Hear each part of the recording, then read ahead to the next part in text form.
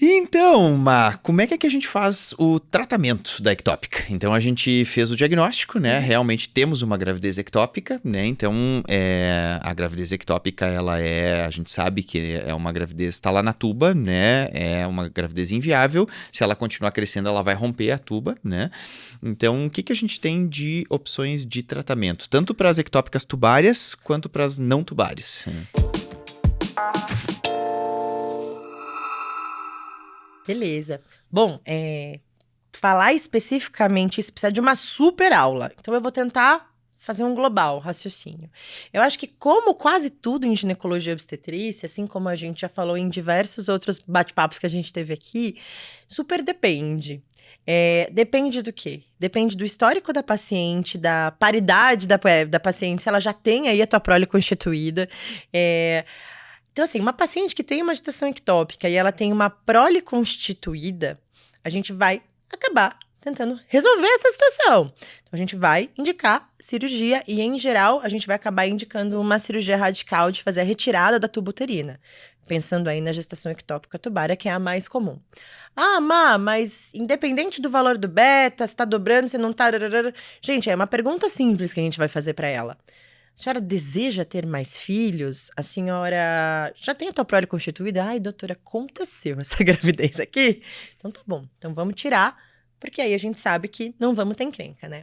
Agora, naquela paciente que tem um desejo reprodutivo e que não tem a sua prole constituída, aí sim a gente vai entrar naquele fabuloso mundo do tratamento expectante, tratamento clínico com quimioterápico, que é o metrotexato principalmente, ou cirúrgico, né? E se cirúrgico vai ser um cirúrgico radical, que a gente fala, que é a retirada da tuba completa, ou se o cirúrgico pode ser uma salpingostomia, pelo menos, que aí a gente vai ter riscos e benefícios individualizados. Então, talvez o raciocínio que o clínico precisa ter, que o cirurgião seria o único cirurgião aí do plantão e que chega uma ectópica, que ele precisa ter é isso. Pergunta para a mulher, senhora deseja ter mais filhos? Isso aconteceu sem querer? Ou qual que é o teu antecedente? Porque você sabe, Jader, que se você já teve uma ectópica na vida, tua chance de ter uma segunda ectópica é 20 vezes maior.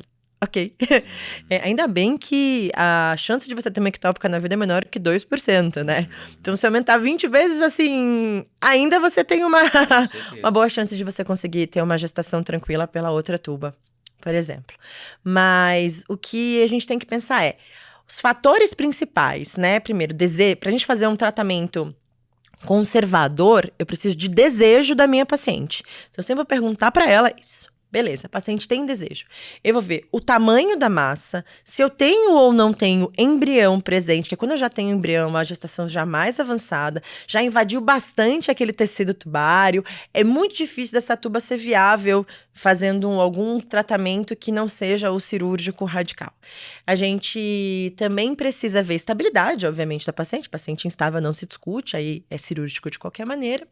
E a gente precisa ver se ela tem alguma contraindicação ao uso do metrotexato, tá? Então, é isso que a gente tem que imaginar. Aí tem diversas situações específicas que a gente vai acabar aditando, que são protocolinhos, mas que eu nem sei se vale muito a pena a gente ficar adentrando aí. É questão de prova, questão de estudinho. Nosso bate-papo aqui é mais para orientar. Então, eu vou orientar que eu tenho a opção de fazer metrotexato em gestações que são ectópicas e que não são ainda muito avançadas. Mas o metrotexato, por exemplo, se é uma paciente que tem uma hepatopatia, não posso usar. Essa paciente tem que ser orientada que, às vezes, uma dose só não vai ser o suficiente, que ela pode usar o metrotexato e ter uma elevação de beta-HCG e romper a tuba uterina de qualquer maneira, que não necessariamente, depois de fazer esse tratamento, a tuba vai ficar viável para uma próxima gestação. Então, a gente tem que sempre colocar risco-benefício para a mesma. E quando a gente vai indicar uma cirurgia conservadora, que a gente vai tentar manter essa tuba, falar que essa paciente vai ter uma cicatriz naquela tuba e que talvez, se ela for engravidar, uma próxima vez ela tenha uma chance elevada de ter uma nova ectópica ali. Então, eu acho que o tratamento de uma paciente estável que tem uma gestação ectópica passa muito por decisões compartilhadas e deixar muito claro para a pessoa, se ela tiver condições de compreensão, que não necessariamente fazer um tratamento conservador significa que aquela tuba vai estar bacana. Se o beta estiver caindo, se for um beta abaixo de 1000, você sabe que a gente pode simplesmente esperar, né? Exato. É o que a gente falava antigamente de aborto bário, né? Aborto bário, isso aí. Uhum. Essa nomenclatura não existe mais nos protocolos do Ministério da Saúde. Mas, assim, haja coração, né? É difícil, é difícil. Sabe que eu tenho uma experiência bacana, assim, com tratamento clínico, né? Aquela paciente que tem isso aí, um saquinho gestacional pequeno, né? Menos de 13,5, 4 centímetros, beta-HCG menor que 5 mil, o embrião sem BCF, né? E eu vejo, assim, os casos que eu tive, assim, todas as pacientes ficaram bem, assim, com o metotrexato. Mas é exatamente isso, a gente tem que explicar para a paciente que é uma tentativa, né? Às vezes até pode precisar de uma nova dose, né? Sim. Então tem que explicar que é uma tentativa e que o metotrexato é um quimioterápico, na verdade, né? Mas os casos que eu vi, até hoje todos deram certo, assim, foram bem sucedidos, assim, e aí a gente conseguiu poupar, né, da paciente uma cirurgia.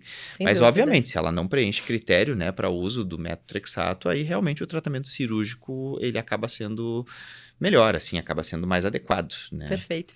Você sabe, Jader, que uma coisa que eu reparo muito das pacientes que optam por fazer o metotrexato, muitas vezes elas têm uma visão de que o metotrexato vai deixar a tuba dela inteira e pronta. Então, às vezes eu acho muito legal usar. Eu tive um único caso que eu vi que fez a primeira dose de metro e foi fazer a avaliação do beta 4 dias depois, que é quando a gente faz a primeira avaliação, quando a gente vai fazer o metotrexato.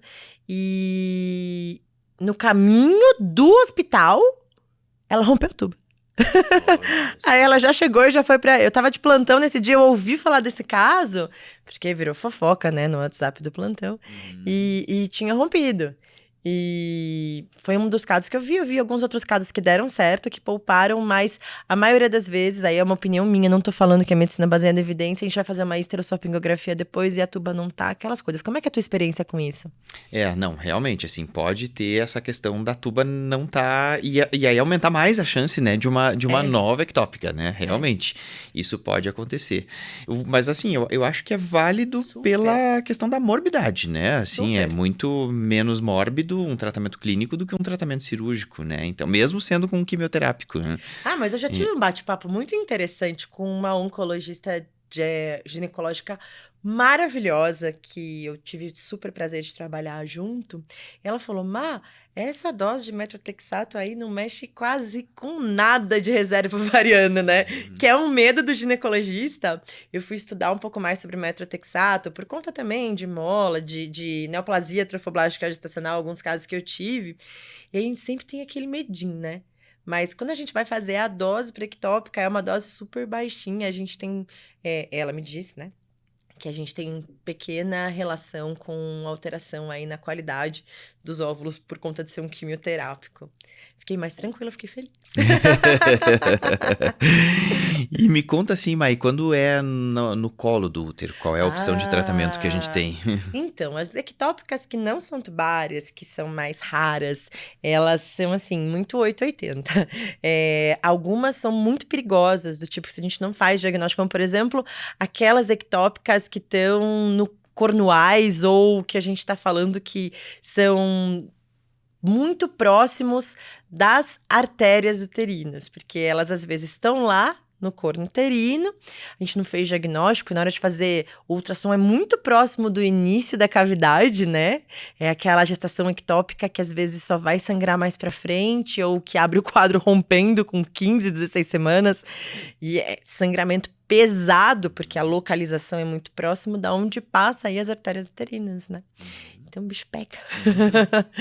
Então, assim, quando a gente tem suspeita, a ideia é a gente tentar fazer diagnóstico com ultrassom, mas se a gente tem uma dificuldade de fazer ultrassom, às vezes a gente pede até ressonância, a gente usa um ultrassom 3D e a gente tenta fazer o quê? Metotrexato local. A gente chama o pessoal da rádio intervencionista, eles vêm com uma agulha, vêm guiado, e eles aplicam o metotrexato local. Ou então a gente pode indicar fazer uma ressecção em cunha. Agora o que a gente tem que tentar ao máximo fazer é diagnóstico antes que rompa, porque quando rompe, por exemplo, uma gestação cornual, aí O negócio é feio, muitas vezes vira esterectomia. Do colo que você me falou, né? O colo é a mesma coisa. O colo sangra pra dedéu. E o diagnóstico, ele depende muito do ultrassom. E o ultrassonografista precisa enxergar realmente o orifício interno e o orifício externo. Porque às vezes a gente fica na dúvida. Ai, será que ela tem um colo curto? Será que se a gestação tá, tipo, vai eliminar? É um abortamento que tá eliminando? Mas não, tá aderido ali. E a gente tem aquele sinal do colo em tonel, né? Que é aquele colo bem bojudão. A gente vai examinar, é um colo bem bojudo clinicamente. E o problema é que se a gente puxa, ou se a gente faz uma curetagem, teve infiltração, sangra pra dedéu. Então, quando é uma ectópica de colo, a gente tenta fazer também aí metrotexato local ou sistêmico, tá? Pra gente diminuir as chances dessa paciente ter esse sangramento absurdo. Ai, vou curetar. Não é legal, tá? Então, algumas pessoas pensam em fazer... Quando a gente vai pensar em cirurgia, a gente às vezes pensa em esterectomia para uma paciente que tem prole constituída. E a gente tenta manter aí o útero de uma paciente com desejo reprodutivo. Cicatriz cesárea. A gente sabe que o mais legal também é fazer o metrotexato em loco com a ajuda da radiointervencionista. Às vezes não é o suficiente, a gente pode fazer metrotexato sistêmico, aí é uma dose maior. Lembrando que é um quimioterápico, mas uma dose um pouquinho maior. Não rolou, aí a gente pode pensar em fazer, dependendo se a anidação faz com que essa ectópica vá para dentro do útero, né? Seja para dentro, não invadiu externamente, a gente pode fazer uma histeroscopia, ou às vezes a gente pode fazer uma cirurgia aberta e a ressecção em cunha da região da cicatriz cesárea, ou às vezes a gente tem que fazer uma histerectomia. Quando a gente pensa numa gestação abdominal, por exemplo, né? Quando ela evolui e a gente faz o diagnóstico, o que os nossos manuais do Ministério da Saúde orienta, da Febrasgo também, que teoricamente a gente deveria fazer a interrupção no momento da descoberta. Bom, e aí, se você descobre na periviabilidade, porque eu já vi ectópica abdominal que foi diagnosticada com 36 semanas, Jader. Em residência, encaminharam uma paciente que descobriram que era uma ectópica abdominal, tinha 35 semanas. Nossa. Você entendeu? E nasceu bem. E eu instrumentei essa cirurgia, essa laparotomia, porque não foi uma cesárea, né? Sim. E eu nunca vou esquecer na minha vida. E a orientação é que a gente interrompa, porque tem chance de romper bolsa dentro da cavidade abdominal, da gente fazer uma brida de machucada. Imagina, o bebê tá mexendo ali, rompe bolsa no meio do intestino e o negócio sangra pra caramba e descola. Então, só nessa periviabilidade que às vezes a gente mantém essa paciente em observação. Mas a ideia é resolução da gestação no diagnóstico pelo risco da paciente. Sim. Mas sim, já vi ectópica abdominal que nasceu e nasceu bem e nem foi proteína neonatal. É isso aí, é vivendo e aprendendo, né? Cada dia a gente fica pensando... Foi meu último dia de CO do R3, Jader. Eu falei, cara, eu sou tão pé frio, que meu último dia de CO do R3 foi uma gestação abdominal. E o melhor, né? Bom, eu era R3, mas eu instrumentei a cirurgia, porque era tão, assim, só a coordenação e, assim, a sala parecia uma loucura. E eu, toda feliz, que eu tava lá instrumentando a laparotomia, né? Da ectópica.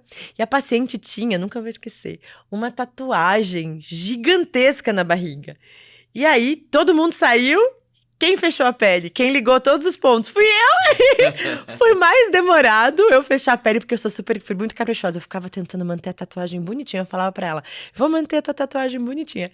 E pra gente deixar tudo bonitinho, porque ela não... Imagina, ela sabia que ela tava grávida, ela fez acompanhamento pré-natal, tudo direitinho.